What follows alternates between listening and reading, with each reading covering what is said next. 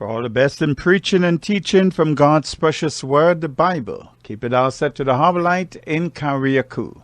Stay tuned now for the Dramatized Bible.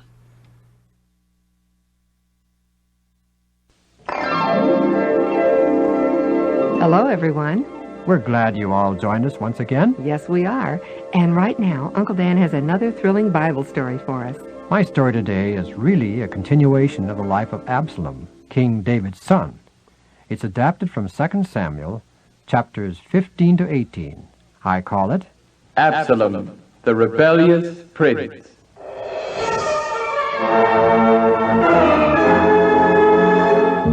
For many months, Absalom, the proud and wicked son of David, has schemed and contrived to overthrow his father, the king of Israel.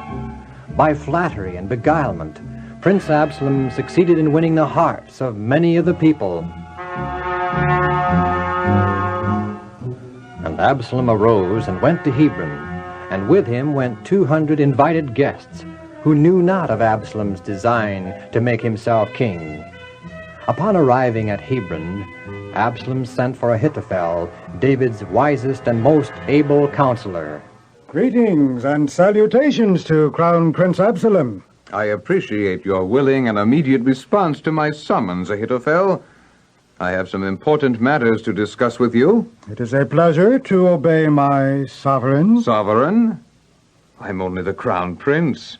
David, my father, is your sovereign. Ah, yes, but it is the Crown Prince's design to be sovereign, is it not? What makes you think that?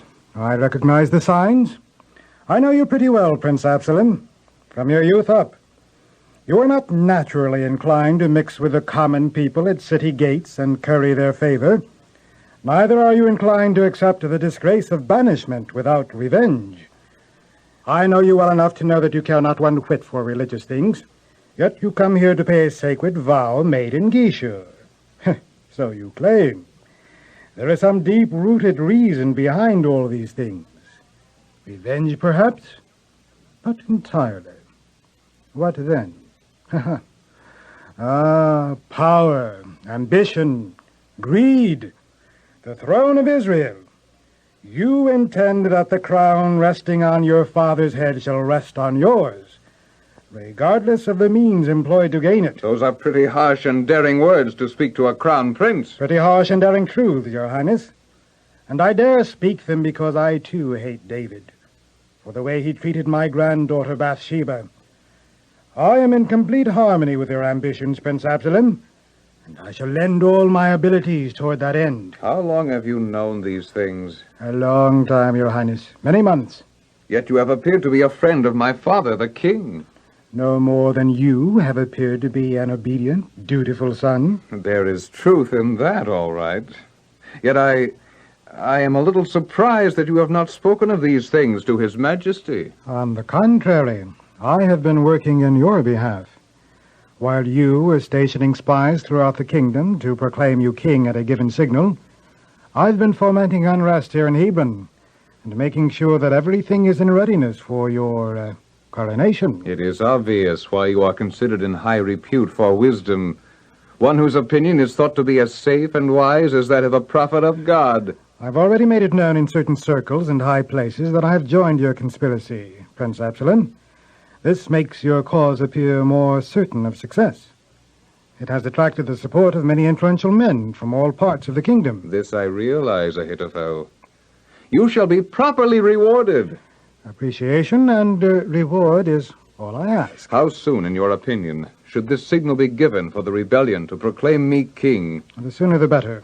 The element of surprise will work in our favor. I see no reason why it can't be immediately, then. At sunup tomorrow, let the signal be given.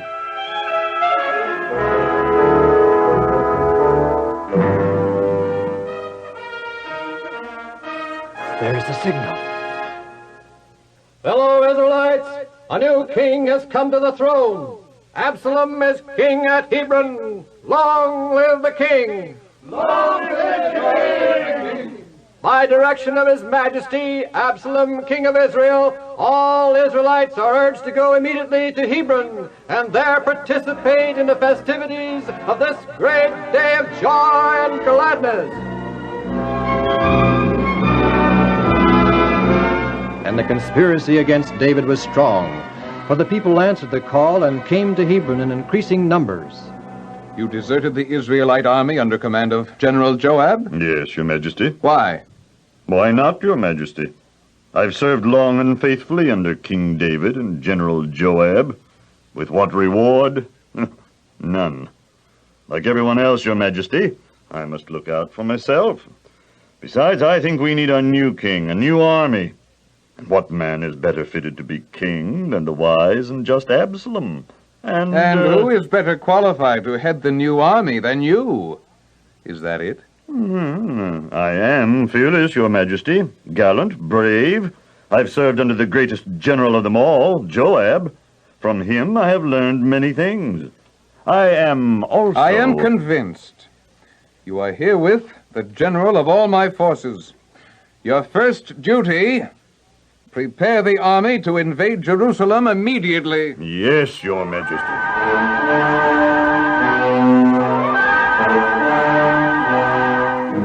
Bathsheba! Bathsheba! Yes, David. Why, David, you look ill. What's happened? I'm worried, Bathsheba, and deeply concerned. Has something gone wrong in your court? Worse than that, my dear. I hesitate to talk about this because it's really my own fault. What? Ever since I committed my great sin against you and Uriah, and God, I've been slow to correct faults in others, hesitant to pronounce sentence on sinners, especially my own sons.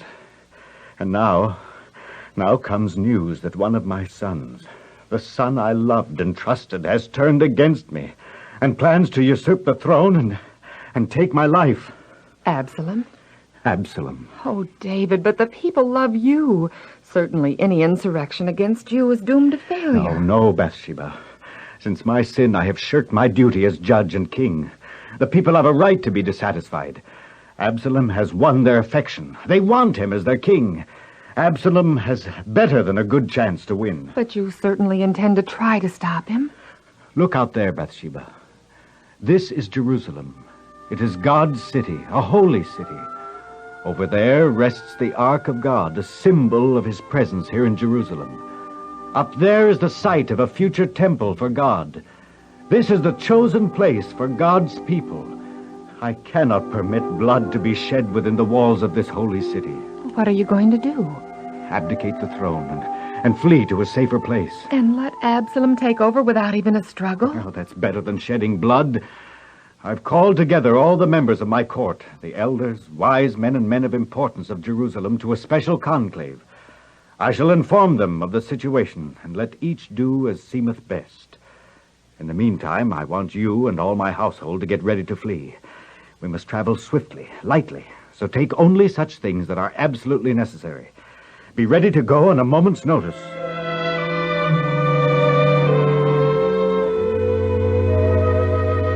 I consider each person assembled here as my personal friend. Yet this is no time to let friendships and personalities stand in the way of individual conviction. Israel has arrived at the crossroads. Each of you must make his own decision. I have decided that there shall be no blood shed in Jerusalem. To avoid this, I am abdicating the throne and leaving Jerusalem. But, Your Majesty, are you going to permit Absalom to take over without a struggle? For the moment, yes. This has all come about so suddenly that we're not prepared to defend our cause. By fleeing, I am giving myself time to ready a defense, and the people time to ponder their course and make their decision. The horrors of a long civil war and a prolonged siege of Jerusalem are to be averted at all costs. Behold, O king, we, your servants, are ready to do whatsoever my lord the king deems best.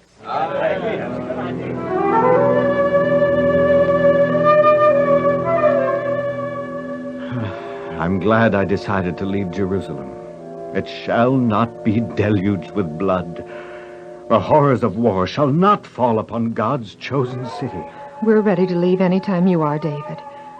Do you think we'll ever come back? Only God knows that, my dear. Well, come on, Bathsheba. We've got to go before Absalom gets here, or there will be bloodshed.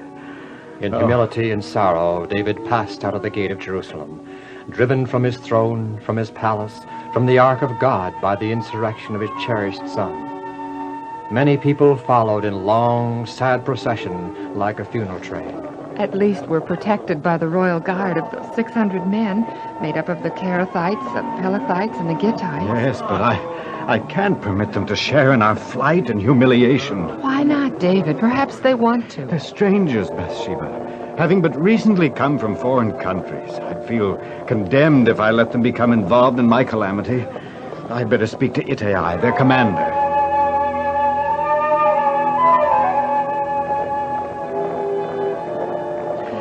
Greetings, Ittai, to you and your men. Greetings, Your Majesty. I trust all goes well with you and your household. Yes, as well as can be expected. Ittai, I'm somewhat surprised to see you coming with us. Why, Your Majesty? Well, you and your men accepted the God of Israel as your personal God. You left your native country and have faithfully served in my armies, but I'm no longer king. Absalom, my son, is. Soon he'll be in Jerusalem, sitting upon the throne. Why, then, do you go with me? Return to your barracks in Jerusalem and abide with King Absalom. I simply cannot permit you to go. So return to the city, Ittai. Take your men with you, and may the Lord show steadfast love and faithfulness to you. We came to you for protection, Your Majesty. You gave it gladly, happily. As the Lord lives, and as my lord the king lives, wherever my lord the king shall be, whether for death or for life, there also will your servant be. Gratefully, Ittai, do I accept your devotion and the devotion of your men to my cause. I appreciate, and I'm certain God does too, your noble fidelity to your God and your king.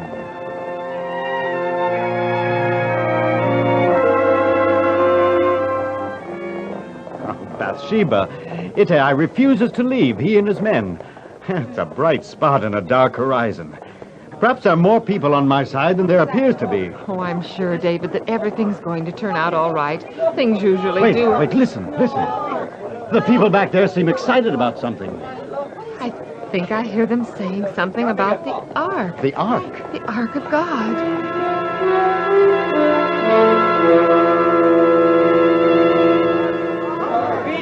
Salutations, Your Majesty. Greetings, Zadok. You brought the Ark? Yes, Your Majesty. The presence of the Ark is to the people a symbol and pledge of deliverance and ultimate victory. It will encourage people to rally to your support, O King. Its absence from Jerusalem will bring terror to the adherents of Absalom. But Zadok, who gave you authority to remove the Ark from its appointed place? Do I need authority, Your Majesty? The presence of God, his Ark, belongs with you, the true and rightful King of Israel. No, Zadok, the presence of God between the cherubims of the Ark should remain in Jerusalem, its rightful resting place. No one, except by direct command of God, has the right to remove the Ark from the holy city.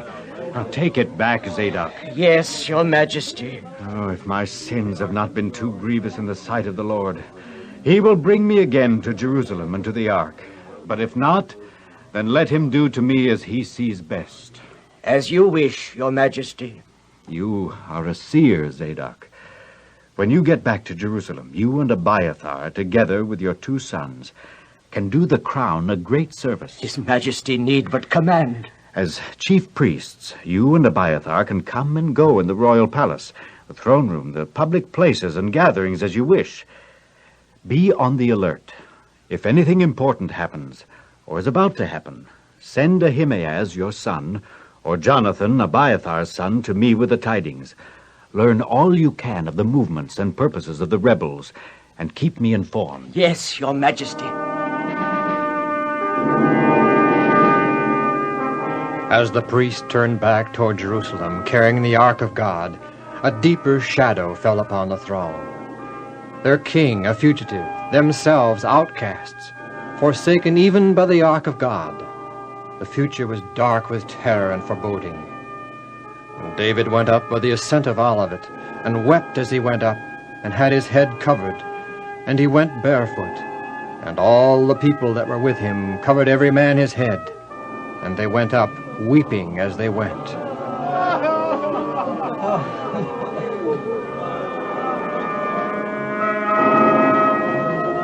And there came to David a messenger, saying, Your Majesty, Your Majesty. Oh, King, be it known to you that your wise men and counselor Ahithophel has joined the conspirators with Absalom and seeks to take your crown and your life. Oh, thank you.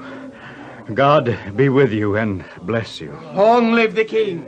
Long live the king! My grandfather joined the conspirators? Why, it seems impossible. I'm not too surprised, Bathsheba. He's probably long chafed at the disgrace I brought upon the family name. But he seemed so friendly and concerned. A true friend to you and the crown of Israel. The defection of Ahithophel, the ablest and most wily of political leaders, is a boon to Absalom's cause and a calamity to mine. Unless God intervenes. Oh, Lord God of heaven, I pray, if it be thy will, turn the counsel of Ahithophel into foolishness. And it came to pass that when David was come to the top of Mount Olivet, that he bowed down and worshipped the Lord, casting upon God the burden of his soul, and humbly supplicating divine mercy. His prayer seemed to be at once answered. May God bless the king and cause him to live forever. Hushai, what are you doing here with your clothes torn and ashes upon your head? I came to serve and assist my king. You're a wise and able counselor. You're proved to be a faithful and true-hearted friend. You're an answer to my prayer. You are the very one needed to serve my interests in the councils of Absalom at the capital. God sent you to me, and I send you back to Jerusalem. Perhaps Absalom will not accept me in his councils. What then? But he will. Say to him, O king, as I have been your father's servant, so will I now also be your servant. So be it, O king. Ahithophel is with Absalom. I want you there mainly to defeat the counsel of Ahithophel. I shall return to Jerusalem immediately. And Absalom and all the people who were with him came to Jerusalem. And Absalom set himself upon the throne of David, his father. Then came to him Hushai, David's counselor. Long live the king! Long live the king! Hushai, you here? Why are you not with David, your friend? Is desertion the way to treat a friend? No, my lord. Whom the Lord God, the people, and all the men of Israel choose to be their king, his will I be, and with him will I serve. Well, that's sensible. Why should I not serve in the presence of David's son? As I have served in your father's presence, so will I be in your service. I can understand your feeling. By serving me, you are still serving the house of David. I am now more certain than ever that my cause shall succeed. You're a wise counselor, Hushai, and I shall call upon you for counsel as the occasion demands. Thank you, my lord. Long live the king. Amasa, your scouts.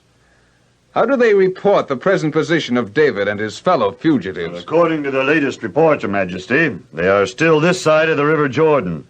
They are stopped to rest, probably, for the night. Ah, success. Victory is mine. Call a hurried meeting of all my court, wise men and counselors. We will put an immediate end to the whole affair, avoiding a long and costly civil war.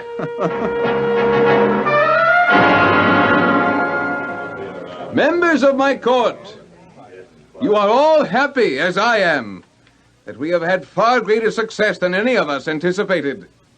Complete success will be ours. The throne will be firmly established in my hands as soon as we dispose of David and his followers. Just how to accomplish this is the immediate problem. I am happy to report that we have the wisest and most able counselor in the entire world on our side.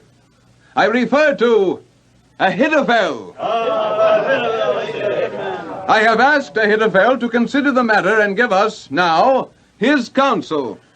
Your Majesty, wise men, members of the royal court, gentlemen, I am overjoyed that His Majesty Absalom has finally come to the throne of Israel. We now have a just, kind, and popular king, a king who has already won the hearts of Israel, and shall not be long in winning the hearts of the nations of the world. Now then, as to a speedy and complete victory, David evacuated Jerusalem on a moment's notice. He and his followers have traveled all day over rugged and rough country. Oh, they must be tired and weary. Surely David has had no time to organize any kind of resistance. And right now, he is an easy victim to any opposing force, however small. Therefore, I suggest that His Majesty permit me to choose 12,000 men, and I will pursue after David this very night. If we fall upon David now, while he and his men are weary, unorganized, dispirited, they'll panic, and the war will be over before it has scarcely begun. Under the darkness of night we shall capture and kill David only. All the other people shall be left alive, to become loyal subjects of His Majesty King Absalom, and once again peace shall reign in Israel. A very wise plan. It pleases me greatly. The rest of you, wise men, elders, statesmen, what think you of the plan? We agree with it. What think you of the plan, Hushai? Is not Hushai present? He was not invited, Your Majesty. Well, go get him immediately. I would know his opinion.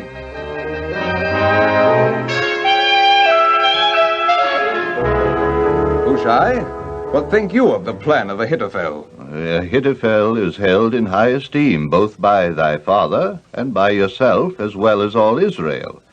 He is a wise man, but if I may remind his lordship, his force is composed mostly of men untrained for war. My lord well knows the valor and tireless courage of his father David and his army of long experience. They are truly mighty warriors. True, they fled Jerusalem in haste, yet this will work for them, not against them, as suggested by Ahithophel. It will? How? They are tired, so they will be easily aroused to anger as a mother bear robbed of her cubs. Your father is a man of war. He is too wise and experienced to lodge with his men. Rather, he will be hidden in some pit or some other place. Even if my lord does pursue David immediately, he will not capture David, and should my lord fail in this mission and suffer a reverse, it will do much to dishearten the people of Israel and do great harm to your cause. Yes. Above all, we must succeed. Ahithophel's counsel of an immediate attack would, under ordinary circumstance, be wise and good. It has a bare possibility of immediate success. On the other hand, the plan that I have outlined, though it be a waiting and delayed action, is sure of final success. It is far better to be sure of eventual success than take a chance of failure in an attempt for immediate success.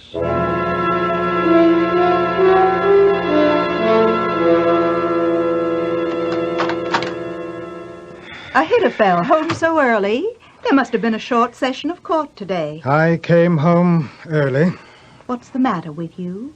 Never saw you quite so grouchy. The king prefers the counsel of Hushai to mine. Mine! I am the wisest man in all Israel, and yet the king prefers Hushai's counsel to mine. Oh, dear, don't worry. The king will soon forget all about it. Forget it? There will be no Absalom left to forget it, or remember it. Absalom is taking the advice of Hushai, a fatal mistake. The cause of the rebels is lost. David will win. And if that happens, my cause is lost. I am lost. Right now you're upset, jealous, angry. Calm down. Play a waiting game and join the winning side. No, there is no hope for me. There really isn't. It's the same old story. Satan allured me with flattering promises as he does, or tried to do with all people. Oh, but I have learned too late that the wages of sin is death. What are you going to do? Put my affairs in order, then hang myself.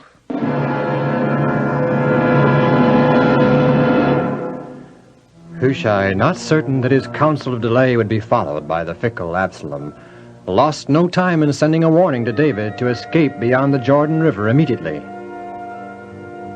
David and all his company, warriors and statesmen, old men and youth, women and children, in the darkness of night crossed the deep and swift-flowing Jordan and lodged in Mahanaim, a strong, fortified city surrounded by a mountainous district favorable for retreat in case of war. Your Majesty. Yes, Joab. We arrived here none too soon, sire. Absalom has become impatient and already started in pursuit. Amasa is his commander-in-chief. At least Hushai's counsel and Absalom's temporary yielding to that counsel has given us time to get here and organize. Joab, you will meet Absalom and fight as we planned. Yes, sir. You'll take one battalion, Abishai another, and Ittai the third. You'll engage Absalom and his army in the wooded section along the Jordan, where his large, untrained army will be at a great disadvantage. Right, sir. I'll be watching from the city wall.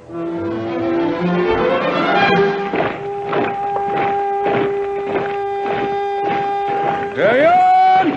Oh! Long live the king!